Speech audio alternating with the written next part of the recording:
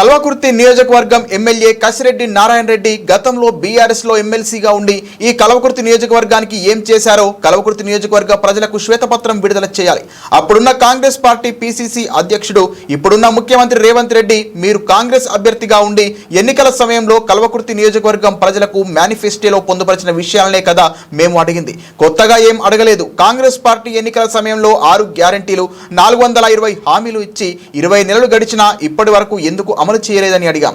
Bharatiya Janata party ప్రజల పక్షాన నిలబడి బహిరంగంగానే అడిగాం. తప్పితే ఇంకేదో కొత్తగా అడగలేదు. అడగాల్సిన బాధ్యత ప్రతిపక్షంగా మా మీద బాధ్యత ఉంది. ప్రతి మండలంలో బీజేపీ ఆధ్వర్యంలో ప్రజలకిచ్చిన హామీలను నెరవేర్చాలని డిమాండ్ చేశాం. రోడ్లు అనేక గ్రామాల్లో లేక ఉన్న సింగిల్ రోడ్లు గుంతలు పడి పాడైపోతే ఏ ఒక్క రోడ్డైనా శాంక్షన్ చేయించారని నిలదీశారు. అసలు మీకు రోడ్ల గురించి అవగాహన ఉందా అంటూ ఎద్దేవా చేశారు. శాసనసభ్యుడు నారాయణ రెడ్డి గారు ఎట్టకేలకు నిన్న రెస్పాండ్ అయినందుకు వారికి నేను హృదయపూర్వకంగా ధన్యవాదాలు తెలుపుతున్నాను. ఎందుకంటే ఈ నియోజకవర్గానికి వారు శాసనసభ్యునిగా ఎన్నికల సమయంలో ఈ ప్రాంత ప్రజలకు కాంగ్రెస్ పార్టీ కానీ కాంగ్రెస్ అభ్యర్థిగా నారాయణ రెడ్డి గారు కానీ అనేక విషయాలు ప్రజలకు వాగ్దానాలు చేసినటువంటి విషయాన్ని మేము వారికి గుర్తు చేయడానికే కర్తాల మండలంలో, కల్వకుర్తి టౌన్లో, అదేవిధంగా మాడుగుల మండలంలో, ఆమన్గల్ మండలంలో పింఛన్ రానటువంటి లబ్ధిదారులతో ఏదైతే వీళ్ళు మాటిచ్చిన ప్రకారం 2000 రూపాయలు ఉన్నటువంటి పింఛన్లు వచ్చే నెల తీసుకుంటే 4000 రూపాయలు ఇస్తామని చెప్పి స్వయాన అప్పటి పిసిసి అధ్యక్షుడు రేవంత్ రెడ్డి గారు, ప్రస్తుత ముఖ్యమంత్రి 6 గ్యారంటీలు హామీలు ఇచ్చి 420 పైచీలకు హామీలు ఇచ్చి 100 రోజులల్లా మా 6 గ్యారంటీలను అమలు చేస్తామని మాటిచ్చినటువంటి ఈ ముఖ్యమంత్రిని, ఈ ఎమ్మెల్యేని అడగాల్సినటువంటి బాధ్యత ఒక ప్రతిపక్ష పార్టీగా మా పైన ఉన్నది.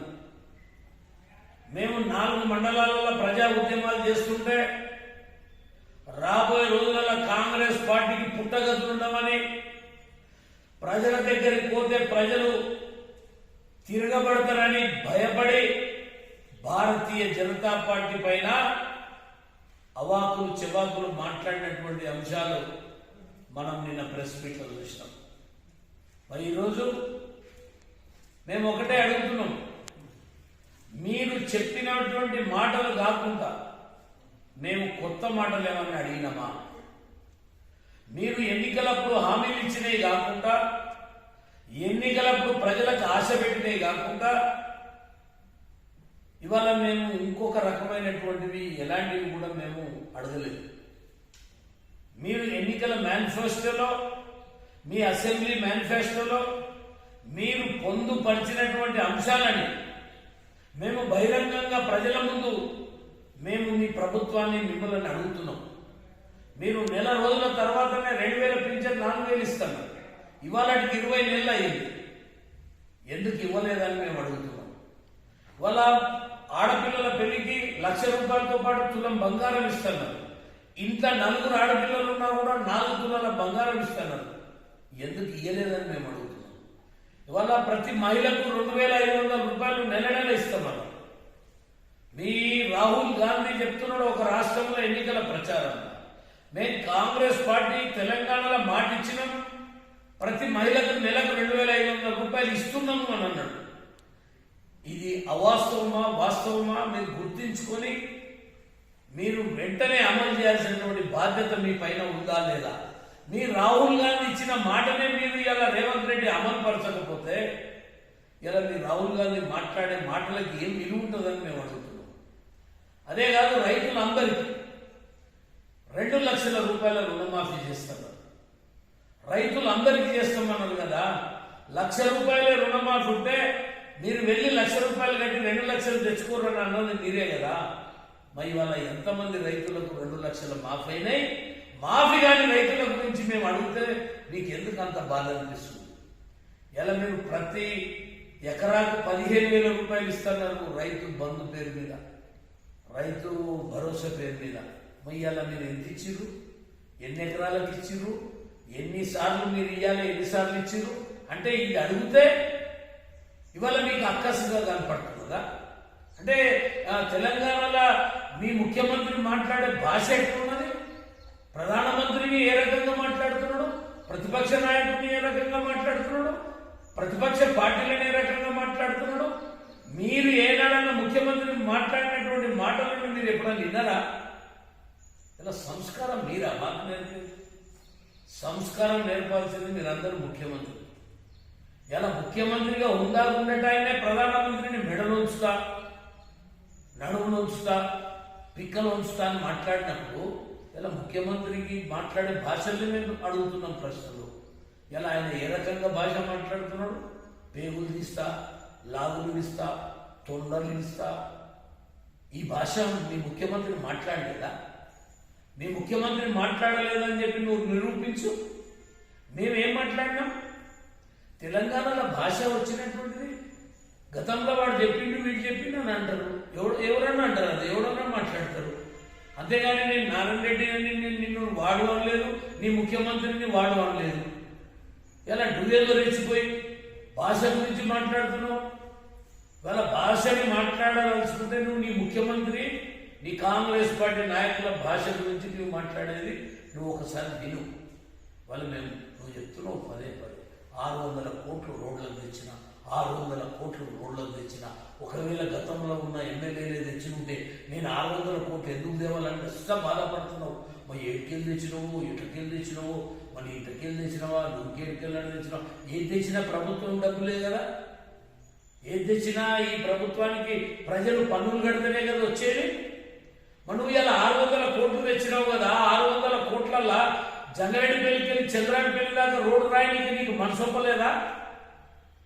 పూలపల్లి గేట్కి వెళ్ళి పూలపల్లి దాకా రోడ్డు రాయడానికి నీకు మనసు ఒప్పలేదా? పూలపల్లి గేట్కి వెళ్ళి సింగంపల్లి దాకా రోడ్డు రాయడానికి నీకు మనసు ఒప్పలేదా? ఆత్తోటపల్లికి వెళ్ళి ముదివేలు దాకా రోడ్డు రాయడానికి నీకు మనసు ఒప్పలేదా? కర్కల్పాడుకి వెళ్ళి చెరికొండ దాకా ముదివేలు దాకా ఫిరోజ్ నగర్ మీదకి వెళ్ళి రోడ్డు రాయడానికి నీకు మనసు ఒప్పలేదా? ఇలా నీ ఊరికాడికి ఏదైతే సిఆర్ఎఫ్ సెంట్రల్ రోడ్ ఫండ్లకి వెళ్ళి వచ్చినటువంటి చింతలపల్లికి వెళ్ళి ఖానాపూర్ నువ్వు గెలిచినప్పుడే డబల్ రోడ్ చేసుకోన్నావు. మరి ఈ రోడ్లన్నీ ఎట్లున్నావు నీ కంటికి కనపడలేదా? ఇలా చెల్లంపల్లికి వెళ్ళి సాలార్పూర్కి వెళ్ళి అక్కడ దొంగ రోడ్డు వరకు రోడ్డు డబల్ రోడ్ ఎక్స్టెన్షన్ అయితే కంకర వచ్చి 2 ఏళ్ళు అవుతుంది. నీ కళ్ళకి కనపడతలేదా అది? ఇలా రాచూరుకి వెళ్ళి రాచూరు తండకెళ్ళి రాచూరు వరకు కంకర పోసి 2 ఏళ్ళు అవుతున్నది. నీ కళ్ళకి కనపడతలేదా? ఇవాళ నేను చెప్పిన రోడ్లన్నీ మచ్చుతునుక. ఇవాళ నువ్వు వేపూరుకి వెళ్ళి తోటపల్లి ఆడికెళ్ళి మన ఏదైతే ఎన్నికట్ట దాకా రోడ్డు నీ కళ్ళకి కనపడతలేదా? భవన్లో నేను దొరికిపోతాను నేను. మేము అన్నదేంటి, నీకు సందబాయికి వెళ్ళి చంద్రాన్పల్లి వరకు రోడ్డు చేయనీకే నీకు చేత కాకపోతే నువ్వు ఒక లెటర్ రాసి అని అడిగినా. నేను అడిగింది ఈ రోడ్ అయితే నువ్వు శ్రీశైలం రోడ్డు గురించి మాట్లాడుతున్నావు. నీకు రాజకీయ అవగాహన రానప్పుడే నేను శ్రీశైలం రోడ్డు గురించి ఇప్పటికీ 8 ఏళ్ల నుంచి తిరుగుతున్నా. నీకు రాజకీయ అవగాహన సరిగ్గా రాకముందుకే నేను 8 ఏళ్ల నుంచి ఈ రోడ్డు గురించి తెలుసు. అసలు మీరు ఒక ఎమ్మెల్యే అయ్యారు, మీకు కొన్ని రూల్స్ అండ్ రెగ్యులేషన్ తెలియాలి మీకు. అది 4 లైన్ కాదు 6 లైన్ లేపో నేను చూస్తా అంటారా? అసలు 4 లైన్ అయిందా మనది? 4 లైన్ అయిందా కాలేదా ఇంగిత జ్ఞానం లేకుండా నువ్వు 6 లైన్ తీసుకురాపో, మా అందరం తోలుకొస్తా కాంగ్రెస్ పార్టీలని నీకు జై కొడతాను మాట్లాడితే ఎట్లా? ఇవాళ రాష్ట్ర ప్రభుత్వము ల్యాండ్ అక్వైర్ చేసి కేంద్ర ప్రభుత్వానికి ఇవ్వాలి. 4 లైన్ అయిన దానికి ఇప్పటి వరకు ల్యాండ్ మీరు సెంట్రల్ గవర్నమెంట్ ఇవ్వలేదు. 4 లైన్ రోడ్డు ఇవాళ నువ్వు ఎమ్మెల్సీకి ఉన్నప్పుడే, నువ్వు టీఆర్ఎస్ పార్టీలు ఉన్నప్పుడే ఇదే నేషనల్ హైవే రోడ్లా మిషన్ భగీరథ పైప్ లైన్ వేసిండు. నీకు కనీసం తెలుసా అసలు ఎందుకొరకు ఈ రోడ్డు పని జరుగుతలేదు? నేషనల్ హైవే రోడ్ కింద మిషన్ భగీరథ పైప్ లైన్ ఉన్నది. ఆ పైప్ లైన్ నీ ప్రభుత్వం తీసి పక్కకేయాలి. అప్పుడు దాన్ని 4 లైన్ అవుతుంది. 4 లైన్ అయినాక ఇంకా ఇబ్బంది ఉంటే దాన్ని 6 లైన్ చేస్తారు. ఇప్పటికి 4 లైనే గతి లేదు, 6 లైన్ నీకు దమ్ముంటే నువ్వు పోయి కాలు మొక్కి తెస్తావా, ఏళ్ళు మొక్కు కాలు మొక్కి తెస్తా. ఇవాళ నేను తలకొండపల్లికి వెళ్ళి ఆమంగల్ దాకా కాలు మొక్కే తీసుకొచ్చిన. నువ్వు లేలే అని నువ్వు ఒక నయా పైసా తీసుకురాలే. నువ్వు ఎమ్మెల్సీ ముందో లెటర్ కూడా రాయలే. ఇలా సెంట్రల్ లైటింగ్ కూడా నేను నా లెటర్ ప్యాడ్ మీద నేను అడిగి నేను తిరిగి నేను తీసుకొచ్చిన. నువ్వు ఎమ్మెల్సీ ముందు తీసుకురాలే. వల్ల నేను అడుగుతున్నా, చారగొండకి వెళ్ళి కలకొండ దాకా సిఆర్ఎఫ్ లో రోడ్ వస్తుంది. మేము పెట్టిన రోడ్డు అక్కడికి వెళ్ళి కంటిన్యూషన్ వేయాలి. అది వేయకుండా అప్పుడున్న ఎమ్మెల్యే తలకొండపల్లి అవతలకి వెళ్ళి వేసుకుంటూ వచ్చిండు. ఇలా తలకొండపల్లి అవతలకి వేసే బదులు తలకొండపాడికి వెళ్ళి ఇవతలకే వేసుకుంటే ఇలా ఈ డబ్బు సరిపోయేది. ఒకవేళ ఇంకొకటి 2 లక్షలు కోట్లు తక్కువ పడితే మరి నువ్వు 600 కోట్లు తెచ్చినోడవే కదా. మరి దీనికి ఒక 6 కోట్లు తేలేకపోయినావా నువ్వు? మేము నీకు కావాల్సిన ఫోటోలు షో చేస్తాం. ఇదే కిషన్ రెడ్డి గారిని అందరినీ దొరకపోయి ఎన్నిసార్లు కలిసినాం, ఎన్నిసార్లు నితిన్ గడ్కరీని కలిసినాం, ఎన్నిసార్లు అప్పుడున్నటువంటి రాములు ఎంపీ టీఆర్ఎస్ ఎంపీగా ఉన్నా కూడా ఆయనను తీసుకెళ్లి ఆయనతో లెటర్ పెట్టించి మేము ఎంత కష్టపడి. నువ్వు 2 ఏళ్ళు అయింది ఎమ్మెల్యే.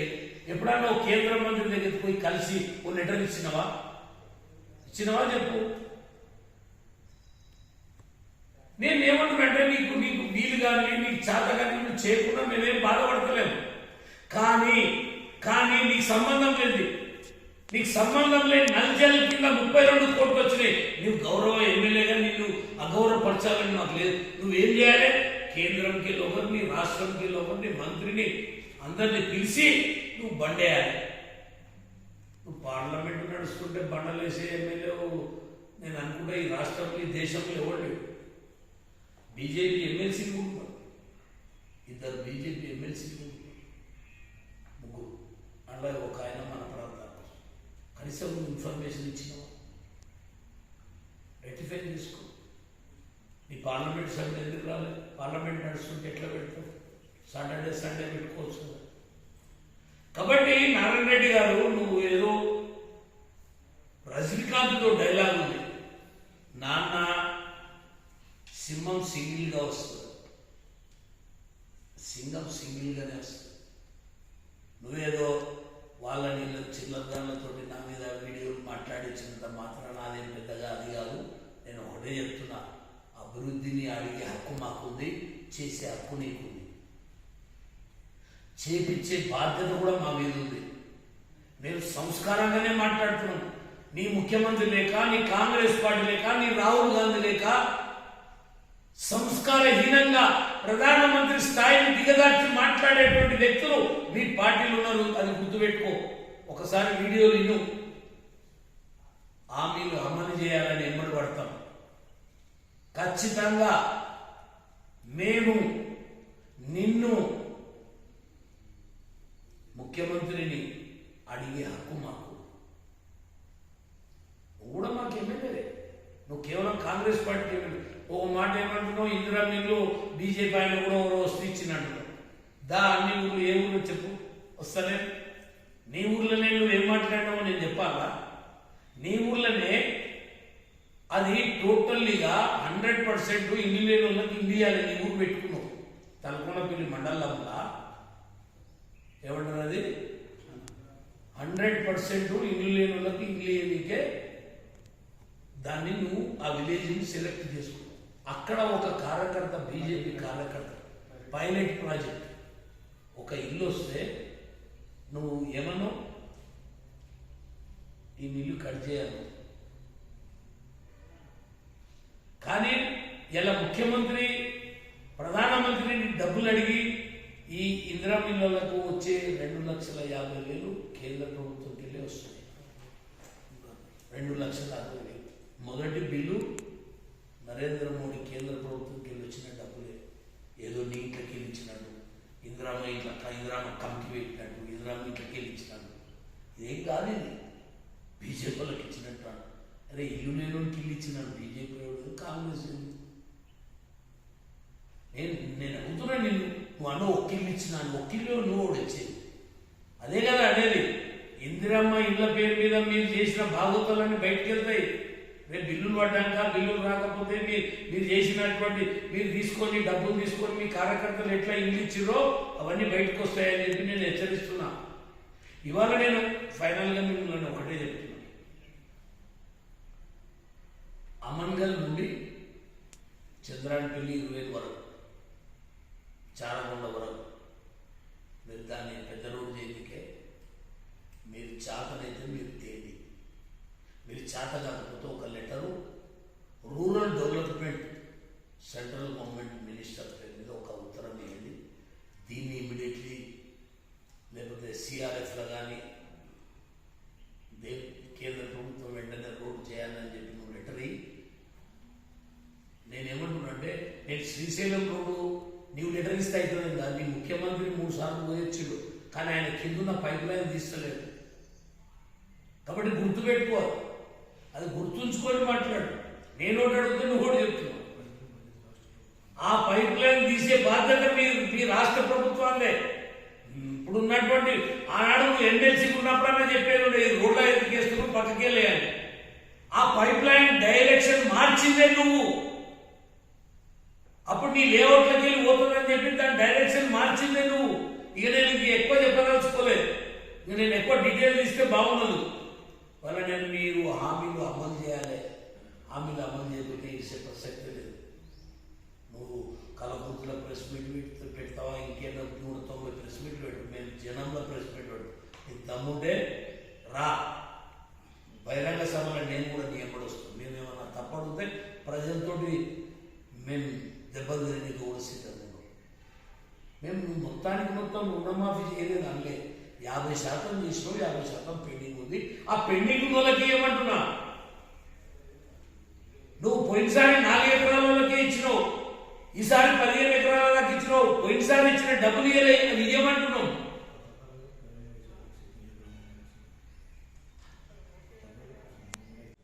ముఖ్యమంత్రితో నువ్వు కల్వకుర్తిలో పెద్ద మీటింగ్ పెట్టి ఓ ఏడాది అయింది. ఆయన ముఖ్యమంత్రి కల్వకుర్తికి వచ్చి బహిరంగ సభ పెట్టి అమన్గల్ స్కిల్ డెవలప్మెంట్ కు 10 కోట్ల రూపాయలు నేను మంజూరు చేస్తున్నా, ఇక బిల్డింగ్ కట్టుకో అన్నాడు. సంవత్సరమా? దీనికి ఏదో జవాబు చెప్పు. ఎవడొద్దనండి, ఎవడొద్దన్నాడు? ఈ ముఖ్యమంత్రి మాట చెప్పి 10 కోట్లు అని చెప్పి మొత్తం ప్రపంచం అంతా అయినది అంటే ఇప్పుడు అడిగితే మేము అవలగాలన్నమాట. మేము అడిగితే ప్రశ్నిస్తే మీకు ఫ్రస్ట్రేషన్ వస్తుందా? చెప్పి కదా. ఇప్పుడు నీ ఇష్టం ఉన్న రోడ్లు బావుల కాడికి వేసుకుంటే మేము అడగొద్దు, లేకపోతే పాత డొంక రోడ్లు వేసుకుంటుంటే మేము అడగొద్దు. ప్రజలు నిత్యం తిరిగే రోడ్లు, ఆటోలు తిరిగేది, ట్రాక్టర్ తిరిగేది, బస్సులు తిరిగే రోడ్లు పాడైపోతే దాని మీద మేము అడిగితే నీకు బాధ అనిపిస్తుంది. ఇవాళ మేము ఒకటే చెప్తున్నాం, నీవు ఎమ్మెల్సీ ఉన్నప్పుడు నేను కల్వకుర్తి ఎత్తిపోతుందని పూర్తి చేయాలి. లాస్ట్ టెండెంట్ వరకు నాగిల వరకు నీళ్ళు ఇవ్వాలని నేను 7 ఏళ్ల కింద ఆనాడు కేసీఆర్ ఇల్లు ముట్టడి చేస్తామని కల్వకుర్తికి వెళ్ళి బయలుదేరాం. మమ్మల్ని హైదరాబాద్ చౌరస్తాల వేలాది మంది పోలీసులు మా కార్యకర్తలకు, రైతులకు యుద్ధం జరిగినట్టు జరిగింది. కుట్ర జరిగితే మమ్మల్ని అరెస్ట్ చేసి నెక్స్ట్ డేనే నువ్వు పెద్ద ఎత్తున పబ్లిక్ని గ్యాదర్ చేసి కల్వకుర్తి జూనియర్ కాలేజీలో మీటింగ్ పెట్టావు. పెట్టిన వాళ్ళేదా జవాబు చెప్పు, పెట్టిన వాళ్ళేదా జవాబు చెప్పు. దానికి శ్రీనివాస్ గౌడ్ వచ్చాడు, జూపల్లి కృష్ణారావు వచ్చాడు, లక్ష్మారెడ్డి వచ్చాడు. అప్పుడున్న ఎమ్మెల్యేలు అందరూ కల్వకుర్తి కాలేజీ గ్రౌండ్లో మీటింగ్కి వచ్చి ఆయన వాళ్ళందరూ మంత్రులు నువ్వు ఏం చెప్పినావు? సరే, ఆ మంత్రులు ఆ ఎమ్మెల్యేలు అంతా టీఆర్ఎస్ ఉన్నారు, నువ్వేమో పార్టీ మారినావు. కానీ ఆయన అయితే టీఆర్ఎస్లో ఉన్నావు కదా. ఏం చెప్పిండు? 1 సంవత్సరంలో నాగిల వరకు నీళ్ళు తెస్తాను, నేను నీకు కావస్తే వీడియో ఇస్తాను, నువ్వు దీని మీద మళ్ళీ మాట్లాడు నీకు దమ్ముంటే. నేను అనలేదు, నేను సంవత్సరంలో నీళ్ళు ఇస్తాను చెప్పలేదు, నేను మీటింగ్ పెట్టలేదని నువ్వు ఇట్లా మాట్లాడు. నీకు నేను ఫోటోలు, నీ వీడియో, నీ టేప్ రికార్డు మొత్తం పంపిస్తాను, నీ బండారం మొత్తం పంపిస్తాను. సంవత్సరంలో నీళ్ళు ఇస్తాను నువ్వు. ఆ తర్వాత ఎమ్మెల్యే జయపాల్ యాదవ్ అయ్యిండు, నువ్వు ఎమ్మెల్సీ ఉన్నావు. ఇవాళకి 7 ఏళ్ల పొద్దు, 7-8 ఏళ్ల పొద్దు. పోదప్ప నాగిళ్ళ పోదాం. టెండెంట్ వరకు లాస్ట్ వరకు నీళ్ళు వచ్చినాయి. ఎందుకు మాట్లాడుతూ ఈ పని వాళ్ళ మాటలు? నీకు అవగాహన లేదు. నువ్వు 2014లో రాజకీయాలకు వచ్చినావు.